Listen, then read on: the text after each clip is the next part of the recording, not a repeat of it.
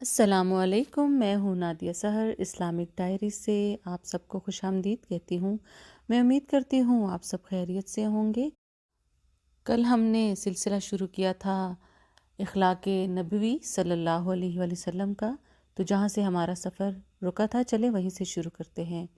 بسم اللہ الرحمن الرحیم۔ تواضع۔ حضور صلی اللہ علیہ وآلہ وسلم کی شان تواضع بھی سارے عالم سے نرالی تھی۔ اللہ تعالیٰ نے آپ کو یہ اختیار عطا فرمایا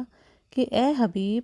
اگر آپ چاہیں تو شاہانہ زندگی بسر فرمائیں، اور اگر آپ چاہیں تو ایک بندے کی زندگی گزاریں، تو آپ نے بندہ بن کر زندگی گزارنے کو پسند فرمایا۔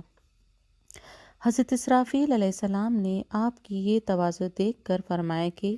یا رسول اللہ صلی اللہ علیہ وآلہ وسلم، آپ کی اس تواضع کے سبب سے اللہ تعالیٰ نے آپ کو جلیل القدر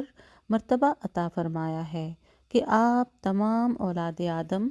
میں سب سے زیادہ بزرگ اور بلند مرتبہ ہیں، اور قیامت کے دن سب سے پہلے آپ اپنی قبر انور سے اٹھائے جائیں گے، اور میدان حشر میں سب سے پہلے آپ شفاعت فرمائیں گے۔ زرقانی، جلد 4، صوت 262، شفائے جلد، الف صوت 82۔ حضرت ابو امامہ رضی اللہ تعالیٰ عنہ راوی ہیں کہ حضور اقدس صلی اللہ علیہ وآلہ وسلم اپنے عصا مبارک پر ٹیک لگاتے ہوئے کاشان نبوت سے باہر تشریف لائے۔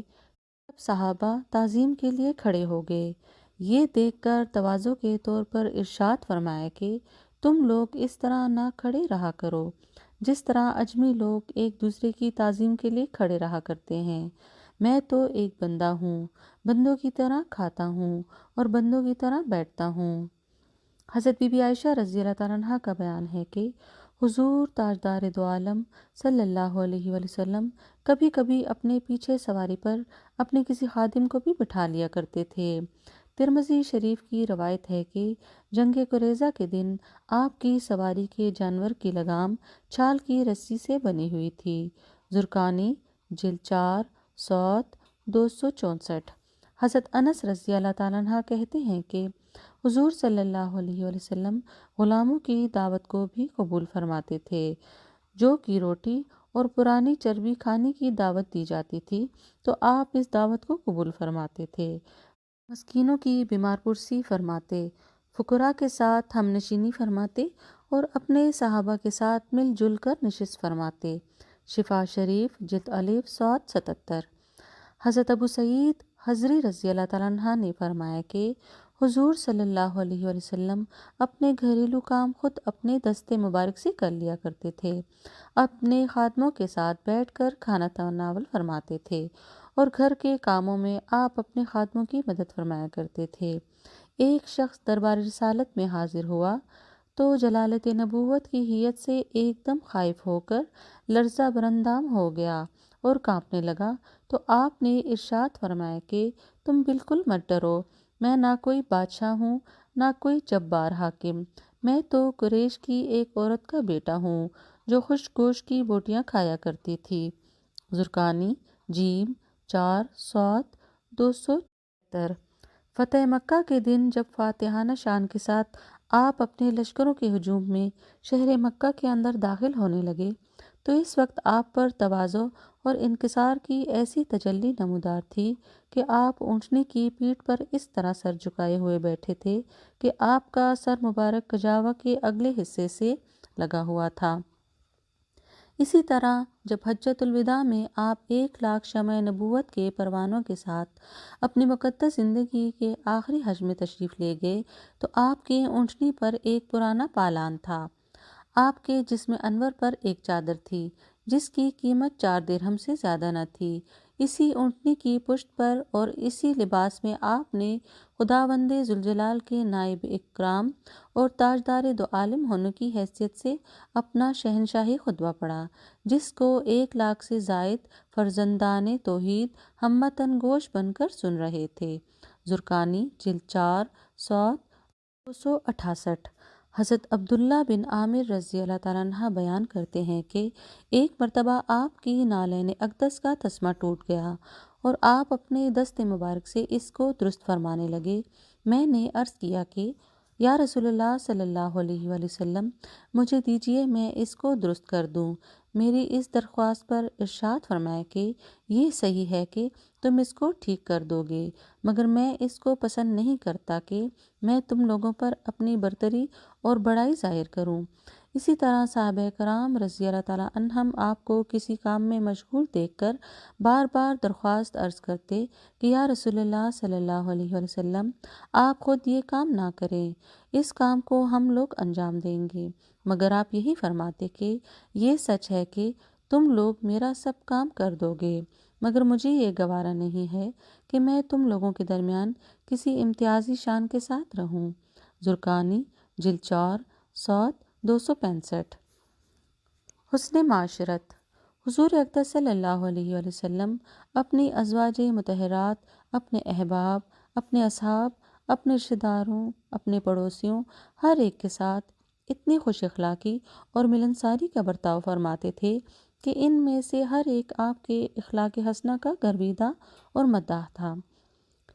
خادم خاص حضرت انس رضی اللہ تعالیٰ عنہ کا بیان ہے کہ میں نے 10 برس تک سفر و وطن میں حضور صلی اللہ علیہ وسلم کی خدمت کا شرف حاصل کیا، مگر کبھی بھی حضور صلی اللہ علیہ وسلم نے نہ مجھے ڈانٹا، نہ جھڑکا، اور نہ کبھی یہ فرمایا کہ تو نے فلاں کام کیوں نہ کیا اور فلاں کام کیوں کیا۔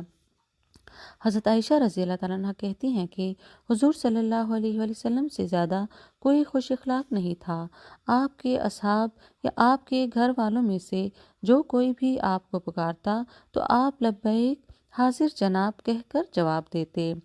حضرت جریر رضی اللہ تعالیٰ عنہ ارشاد فرماتے ہیں کہ میں جب سے مسلمان ہوا کبھی بھی حضور صلی اللہ علیہ وآلہ وسلم نے مجھے پاس آنے سے نہیں روکا، اور جس وقت بھی مجھے دیکھتے تو مسکرا دیتے، اور آپ اپنے اصحاب سے خوش طبیب بھی فرماتے اور سب کے ساتھ مل جل کر رہتے، ہر ایک سے گفتگو فرماتے، اور صحابہ کرام کے بچوں سے بھی خوش طبیب فرماتے، اور ان بچوں کو اپنی مقدس گود میں بٹھا لیتے، اور آزاد، لونڈی، غلام اور مسکین سب کی دعوتیں قبول فرماتے، اور مدینہ کے انتہائی حصے میں رہنے والے مریضوں کی بیمار پرسی کے لیے تشریف لے جاتے،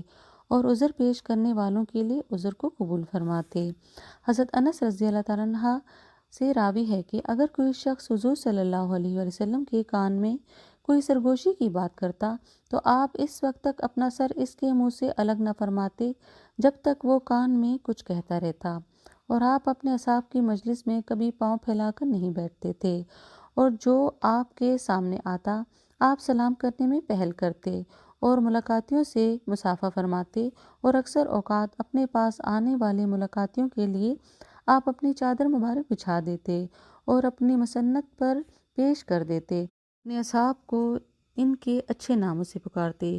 کبھی کسی بات کرنے والے کی بات کو کاٹتے نہیں تھے، ہر شخص سے خوش روئی کے ساتھ مسکرا کر ملاقات فرماتے۔ مدینہ کے خدام، نوکر چاکر برتنوں میں صبح کو پانی لے کر آتے تاکہ حضور صلی اللہ علیہ وآلہ وسلم ان کے برتنوں میں دست مبارک ڈبو دیں اور پانی متبرک ہو جائے، تو سخت جاڑے کے موسم میں بھی صبح کو حضور صلی اللہ علیہ وسلم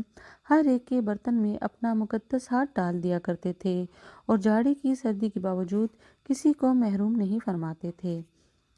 حضرت عمر بن سائب رضی اللہ تعالیٰ عنہ نے کہا کہ میں ایک مرتبہ حضور صلی اللہ علیہ وآلہ وسلم کی خدمت میں حاضر تھا تو آپ کے رضائی باپ یعنی حضرت بی بی حلیمہ رضی اللہ تعالیٰ عنہ کے شوہر تشریف لائے،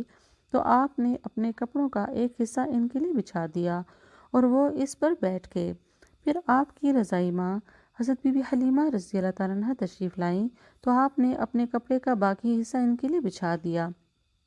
پھر آپ کے رضائی بھائی آئے تو آپ نے ان کو اپنے سامنے بٹھا لیا، اور حضور صلی اللہ علیہ وسلم حضرت صوبیہ رضی اللہ تعالیٰ عنہ کے پاس ہمیشہ کپڑا وغیرہ بھیجتے رہتے تھے۔ یہ ابو لہب کی لونڈی تھی، اور چند دنوں تک حضور صلی اللہ علیہ وسلم کو انہوں نے بھی دودھ پلایا تھا۔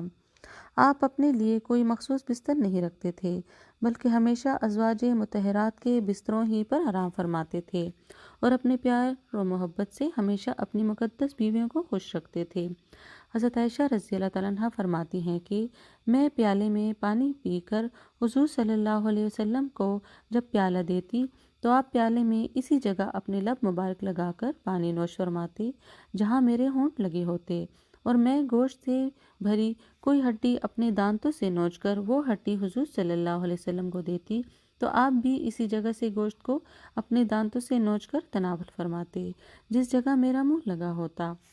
آپ روزانہ اپنی ازواج مطہرات سے ملاقات فرماتے اور اپنی صاحبزادیوں کے گھروں پر بھی رونق افروز ہو کر ان کی خبر گیری فرماتے، اور اپنے نواسوں اور نواسیوں کو بھی اپنے پیار و شفقت سے بار بار نوازتے اور سب کی دلجوئی اور دلداری فرماتے۔ بچوں سے بھی گفتگو فرما کر ان کی بات چیت سے اپنا دل خوش کرتے اور ان کا بھی دل بہلاتے، اپنے پڑوسیوں کی بھی خبر گیری اور ان کے ساتھ انتہائی کریمانہ مشفقانہ برتاؤ فرماتے۔ الغرض آپ نے اپنے طرز عمل اور اپنی سیرت مقدسہ سے ایسے اسلامی معاشرے کی تشکیل فرمائی کہ اگر آج دنیا آپ کی سیرت مبارکہ پر عمل کرنے لگے تو تمام دنیا میں امن و سکون اور محبت و رحمت کا دریا بہنے لگے، اور سارے عالم سے جدال و قتال، پاک و شقاق کا جہنم بجھ جائے، اور عالم کائنات امن و راحت اور پیار و محبت کی بہشت بن جائے۔ میں امید کرتی ہوں میرا آج کا ایپیسوڈ آپ کو پسند آئے گا۔ کل اپنا سلسلہ یہیں سے جاری رکھیں گے، تو میرے آج کی ویڈیو کو لائک کریں، شیئر کریں، میرے چینل کو سبسکرائب کریں۔ اپنا بہت زیادہ خیال رکھیے گا، دعاؤں میں یاد رکھیے گا۔ آپ سب کا بہت شکریہ۔ اللہ حافظ۔